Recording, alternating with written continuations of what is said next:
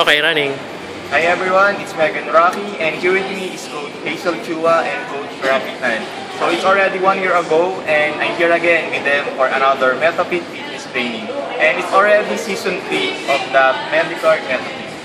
Sir Rafi and Hazel, ano po yung pagkakaiba ng season 3 sa previous season na inatina namin?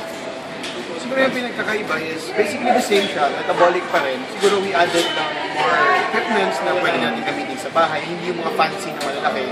Mga maliliit pa rin equipments na you can bring anywhere, pero you can do metabolic exercises with it. Siyempre, nag-aral din kami, nag-invest din kami sa sarili namin para we can learn more, para more exercises to do. Basically, yung mga equipments naman na ginagawa namin is we try to invent exercise equipments para kahit pa paano doable sa mga taong sumasakit. Yung po ba sir mga equipment na yun, na-apply din ba yung sa mga gym or sa bahay lang talaga siya for purpose? Actually, yung theory niya behind kahit isang equipment lang, di ba? Kunwari, equipment for the chest. Iba-iba lang yung tawag eh, tapos yung itsura. Pero basically, it's for the chest, for the back.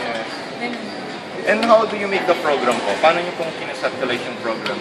Yung program lang, make sure na we hit every body part sa isang program. Ayaw namin ng may miss. Kasi like, iba kasi pupunta ng gym, mag-chest na. Iba magle-legs na.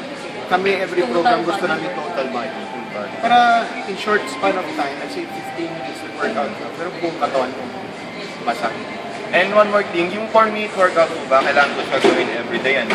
Or every other day? Ano pong required na? Wala siyang requirement talaga. You can do it 3 times a day, twice a day, or kahit basta meron kang time to doing 4 minutes. As much as you can. Yes, as much as you can. So ang maximum niya a day, 3 or 2, wala namang limit? Wala, kaya ng katawan. Yes, Pag example, may free talaga. time ka, you have nothing to do, you wanna work out, you wanna burn some more, 4 minutes, it's only 4 minutes. Singit-singit lang.